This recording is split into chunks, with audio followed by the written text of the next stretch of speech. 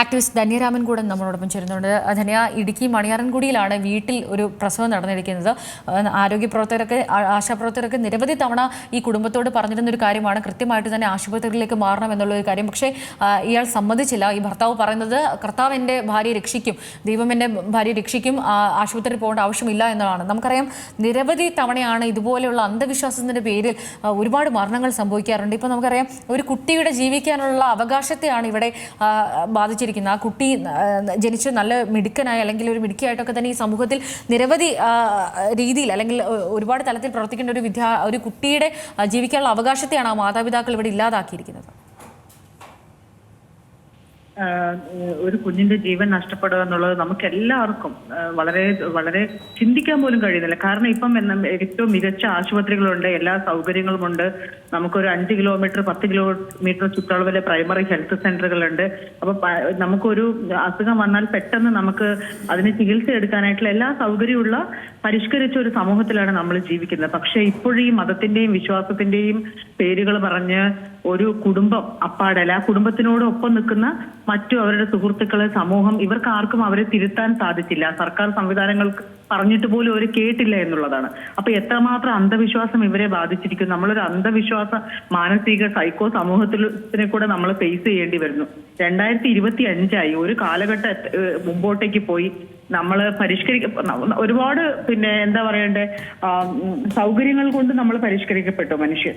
അപ്പോ ആ സൗകര്യങ്ങളൊന്നും ഉപയോഗിക്കാതെ ദൈവം എന്റെ കുഞ്ഞിനെ പ്രസവിപ്പിക്കുന്നോ അല്ലെങ്കിൽ അതിന് ജീവിക്കാൻ സാധിക്കുമെന്ന് വിശ്വസിക്കുന്ന ആ ഒരു സമൂഹത്തെ പരിഷ്കരിച്ചെടുക്കുക എന്നുള്ളത്, ഈ വ്യക്തിയെ ഇത്തരത്തിലുള്ള മതാന്ധത ബാധിച്ച വ്യക്തികളെ പരിഷ്കരിച്ചെടുക്കുക എന്നുള്ളത് വളരെ ബുദ്ധിമുട്ടുള്ള കാര്യമാണ്. നമ്മൾ മുമ്പ് ഇതേപോലെ വേറൊരു വിഭാഗം നാച്ചുറോപ്പതിയെ വിശ്വസിപ്പിച്ചിട്ട് കുഞ്ഞുങ്ങളെ അവർക്ക് പ്രാഥമികമായിട്ടുള്ള നമ്മൾ നൽകുന്ന ഇഞ്ചക്ഷൻസും അതൊന്നും കൊടുക്കാതെ കുഞ്ഞുങ്ങൾക്ക് എടുക്കേണ്ട നിർബന്ധിത ഓരോ ഏജിലും എടുക്കേണ്ട ആ ഇഞ്ചക്ഷനും അതൊന്നും എടുക്കാതെ കുഞ്ഞുങ്ങൾ മരിച്ചുപോയത് നമ്മൾ കണ്ടിട്ടുള്ളതാണ്.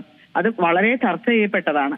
അപ്പൊ ഈ ഇത്തരം കാര്യങ്ങളെ പറ്റി പണ്ടത്തെ പോലെയല്ല. നമ്മുടെ വീടുകളിൽ വന്ന് എനിക്കൊന്ന് കോർപ്പറേഷനിലായാലും പഞ്ചായത്ത് ഏരിയകളിലായാലും വീടുകളിൽ വന്ന് അവര് കണക്കെടുക്കാറുണ്ട്. ഗർഭിണികളുണ്ടെങ്കിൽ അവരുടെ കണക്കെടുക്കാറുണ്ട്. തൊട്ടടുത്ത അംഗൻവാടികളിൽ അത് സാമൂഹ്യനീതി വകുപ്പ് അതിന്റെ ലിസ്റ്റ് എടുത്ത് വയ്ക്കാറുണ്ട്.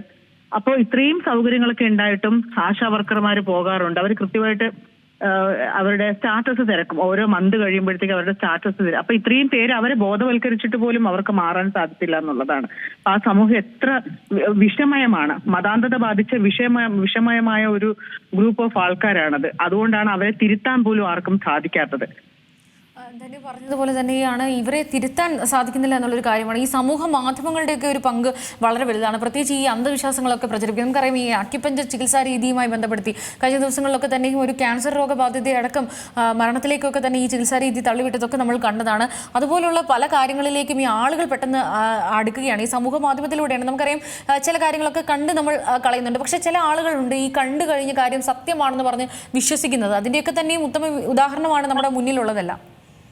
അതെ, നിങ്ങൾക്കറിയാവോ ഈ സ്വാമിമാരുടെ പൂജാരിമാരുടെ ചികിത്സകള് പല പല മതങ്ങളുടെ തന്നെ, അത് ക്രിസ്ത്യൻ മുസ്ലിം സമൂഹത്തിലെല്ലാം ഉണ്ട്. അവര് ഒരാള് തൊട്ടാൽ ആ ഒരു ഭാഗത്തെ അസുഖം മാറും അല്ലെങ്കിൽ ആ ക്യാൻസർ മാറും എന്നൊക്കെ വിശ്വസിക്കുന്ന, നമ്മൾ ഇത്രയും മെഡിക്കൽ എക്യുപ്മെന്റ്സും സൗകര്യങ്ങളും എല്ലാം ഉള്ള ഒരിടത്താണ് ഇത്തരത്തിലുള്ള ഒരു വ്യക്തിയെ കൊണ്ട്. പക്ഷെ നമ്മൾ കോവിഡ് വന്ന് ഇത്രയും പേര് ഇവിടെ മരിച്ചു, എത്രയോ മനുഷ്യർ എൻഡോസൾഫാൻ മരിക്കുന്നു, എത്രയോ പേര് നിരവധി അസുഖങ്ങൾ ബാധിച്ചു മരിക്കുന്നു. പക്ഷെ അങ്ങനെയുള്ള രൂക്ഷമായിട്ടുള്ള മരണങ്ങളെയൊന്നും ഇവർക്ക് തടയാൻ കഴിയുന്നില്ല എന്നുള്ളൊരു ബോധ്യം പോലും ഇവർക്കില്ല. പക്ഷെ ഇത്തരത്തിലുള്ള ഇവരുടെ ഒരു ഒരു കഴിവിനെ കഴിവുണ്ട് എന്ന് മറ്റുള്ളവരെ വിശ്വസിപ്പിക്കാനായിട്ട് ഇത്തരം വീഡിയോകളൊക്കെ പ്രചരിപ്പിക്കുന്നത് ഗുരുതരമായിട്ടുള്ള കുറ്റകൃത്യമാണ്. അതിന് ഇതുവരെ കുറ്റകൃത്യങ്ങളുടെ ലിസ്റ്റിൽ പെടുത്തിയിട്ടില്ല. കാരണം അതിലൂടെ തന്നെ നിങ്ങൾക്ക് മദ്യപാനം നിർത്താം, അതൊരു പൊടി തന്ന് നിർത്താം എന്ന് പറയുന്നൊരു പരസ്യം എത്രയോ നാളുകൊണ്ട് ഇവിടെ പലരും അത് ഉപയോഗിക്കുന്നുണ്ട്. പക്ഷെ അതിലൊന്നും ഒരാളുടെ മദ്യപാനം നിർത്താനായിട്ട് സാധിച്ചിട്ടില്ല. എനിക്കറിയാവുന്ന ഇങ്ങനത്തെ ഒരാളെ അവസാനം കൊച്ചിയിലെ ഒരു ഹോസ്പിറ്റലിൽ കൊണ്ടുപോയി അവർക്ക് ചികിത്സിക്കേണ്ടി വന്നു. ദീർഘകാലം അവർക്ക് അവിടെ ഒരു ഹോസ്പിറ്റലിൽ ആക്കിയ ശേഷമാണ് അദ്ദേഹത്തിന് തിരികെ വരാൻ സാധിച്ചത്. അപ്പോൾ ഒട്ടും നമുക്ക് യോജിക്കാത്ത രീതിയിലുള്ള പല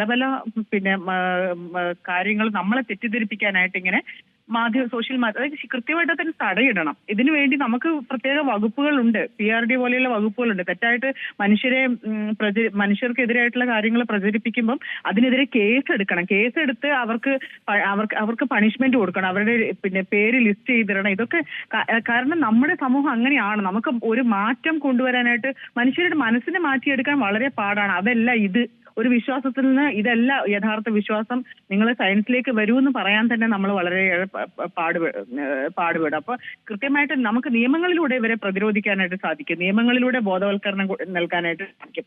അപ്പൊ അതുകൊണ്ട് തന്നെ ഇത്തരം കുറ്റകൃത്യങ്ങളെ ചെറുക്കാനായിട്ട് പുതിയ സംവിധാനം തന്നെ നമുക്ക് വേണം എന്നാണ്. അല്ലെങ്കിൽ ഇനിയും ഇത് ആവർത്തിക്കപ്പെടും. കാരണം ഒരു വ്യക്തിയല്ല അത്, ഒരു കുടുംബവും അവർക്ക് ചുറ്റുപാട് അവരെ സപ്പോർട്ട് ചെയ്യുന്ന ഒരു ഗ്രൂപ്പ് ഓഫ് ആൾക്കാർ അതിനകത്തുണ്ട്.